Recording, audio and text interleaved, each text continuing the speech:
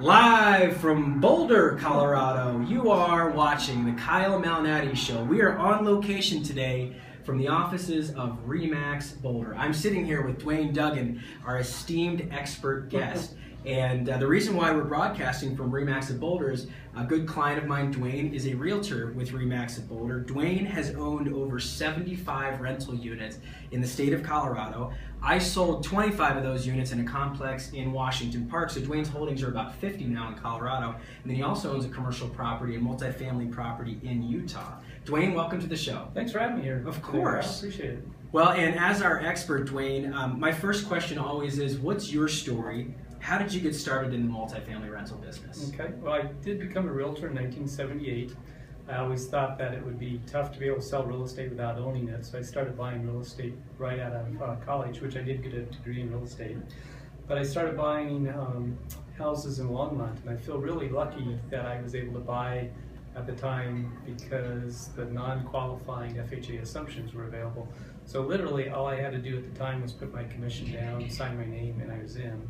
So I bought a stack of houses that way and then eventually started trading them for multi-unit buildings. Wow. So like a lot of investors, you start small and then you just incrementally trade up until all of a sudden you've got 75 or more holdings. Started with no dollars and a dream. Good for you. Well, and that's honestly the American dream, right? You've got an idea, you bootstrap it, and start from square one. Right. You don't get to start with the experience of being in the business 30 years. And speaking of experiences, do you believe that your experiences in your day job as a self-employed businessman relate or translate into knowledge of owning real estate as an investor? Sure, you bet.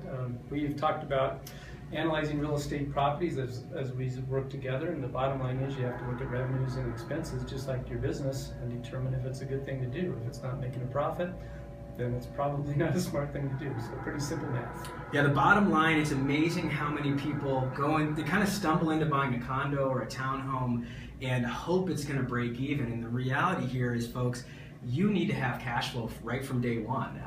Really, you need to make sure that it's cash flowing right away and then hope for appreciation over time. But this is a long-term business, and the reality here is that appreciation may take years, if not decades. Right, and that's we affectionately in Boulder call it the bigger fool theory, where you buy something costs you a lot per month, but you're hoping a bigger fool will come along and take it off your hands at some point in time.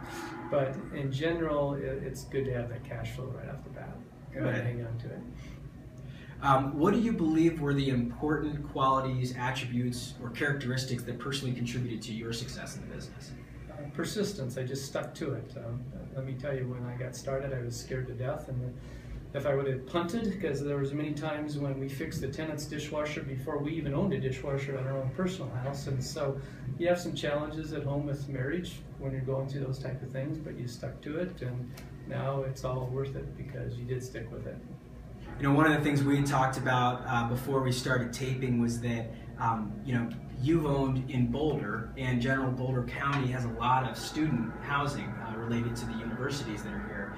And what was that like, transitioning apartments that students lived in? I imagine there's a short window of opportunity. People always go, how could you possibly rent to students? But what I found is, they're kids and they will make some mistakes. Sometimes they'll have a party, but in the overall scheme of things, every building that we have rents from August 15th to August 15th every year, so you have fixed turnover times. We tend to get first and last month's deposit. You get parental guarantees.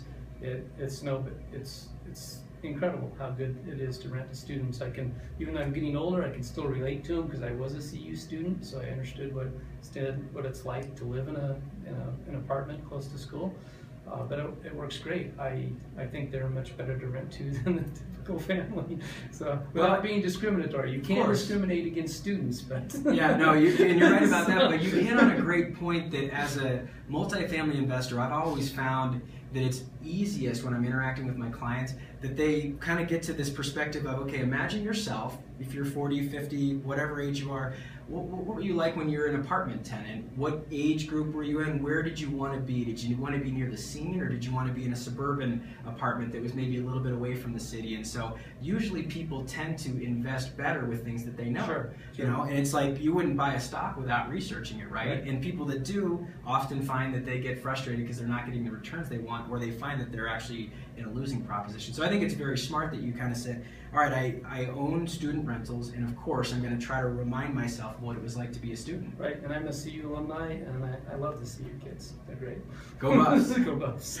All right, our next thought that we have is, what are the things that you do differently than most other real estate investors? It kind of just depends on an individual investor's plan. I don't know that it's any different, but I like to buy and hold on to for a long time and do 1031 exchanges to continue to build your empire. I don't picture myself as a fix and flipper. I'm a buyer, take care of it, take care of your tenants, and they'll take care of you in the long run.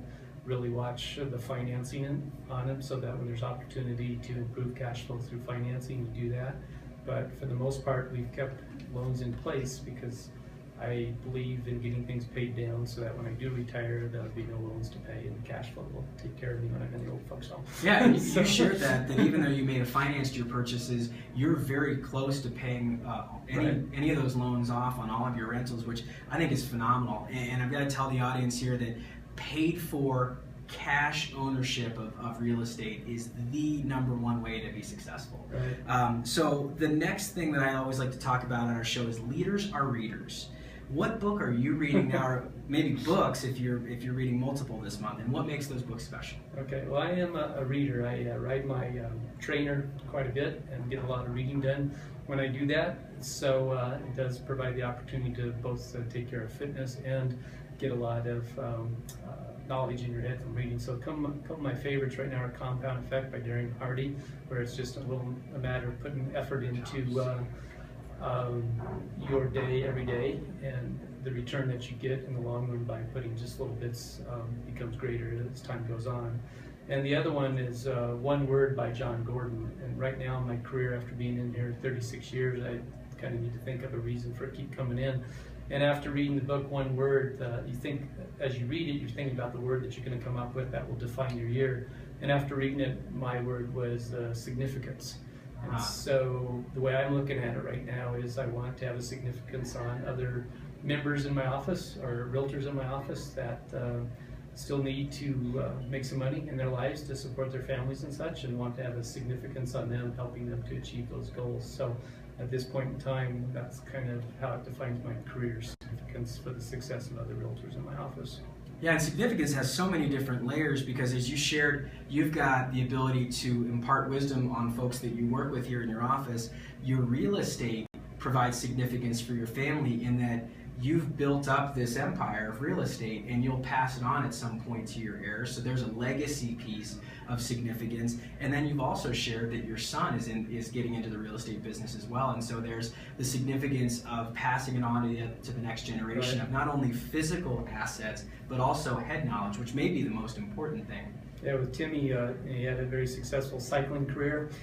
And it's funny now that he's been in the real estate business about a year, how much he did absorb just growing up, because he did absorb a lot about the business just by osmosis. Yeah, so well, and he's very knowledgeable. You hear this all the time when people are interviewed for jobs that athletes just have that determination subset. And Timmy, I've met him in person. It's actually the only Olympian that I've ever met before, and met in real life. And you can just see that right away. He's got that dedication, the determination, the drive, all those important D words you need, like Duane Duggan. That's right. Well, we're wrapping up our show. What advice would you give to an aspiring investor that wants to either buy their first multifamily investment or that wants to build and grow their portfolio? Looking back to when I started, the biggest thing is psyching up yourself to overcome fear. I think I shared with you when we bought the Goss buildings, which Tom Klinsky in my office built. Oh, really? But the interest rates were 12% on a variable rate loan, and it had caps of 2 and 5, so it could go up 2% in any 1 year, 5% over the life of the loan. So here I am, brand new babies at home, new in my career, signing 12% with the potential to go to 17, which, it did. Yeah. So it kept going up, but stuck to it, kept paying the mortgage payment, and now those buildings are worth a bunch of money and the loans are almost gone. So you just got to overcome the fear to do it, and knowing that if you make some reasonable decisions, it will take care of you in the long run. Well, and back up against the wall, and you feel like, you know what, there's still something that's stirring in my gut that says this is the right thing to do. And that's any type of fear that you're going to overcome really just comes down to that, saying, I need to just take this little jump, and I know that it's going to end up making me better in the future. And that brings us to our quote on the Kyle Malnati Show. Thanks for your time together here and watching our podcast. This quote is from the so many times I've quoted John Maxwell, and I'll quote him again. John Maxwell says, "The big question is, once you've learned something, do you have the heart to share it with others, or do you hold it to yourself? Success is indeed a journey, but if you stop at adding value to yourself, you miss the reward of significance." Here are a few of my observations about the journey to significance. This journey takes time. It is a process that requires patience and commitment. Success is usually the stepping stone to significance. There is a certain amount of success in people's lives before they are willing to take the step to significance, where they ask themselves, what else is there in life beyond professional and monetary success? Pursuing significance takes us out of our comfort zone. And I think that hits perfectly on what you said. We don't grow without being uncomfortable. I actually have a quote in my office that says, growth comes from being uncomfortable. And if you're really looking forward to that, I mean, that's what you need to do. As we've talked about often, another good quote to share is, an effort a day keeps failure away. And that's something I got from you, Duane. And I really like to thank you for your time on our show here. As a gift, I'm giving Duane a copy of Procrastinate on Purpose, thank you. Which is a book. We talked about leaders being readers. It's a book by Rory Vaden, who's my personal career coach and a New York Times bestseller. This book came out in January, and you're actually receiving a pre-release copy that was sent out in December. So it's actually, in some ways, a little bit of a collector's item. So enjoy it. I've read the book thoroughly. You'll love it, and I gave it to our last guest, I'll devour it quickly. Thank you, Duane. Thanks, sir. All right. And as we say on the Kyle Malnati Show, this is where multifamily matters. We'll see you around the neighborhood.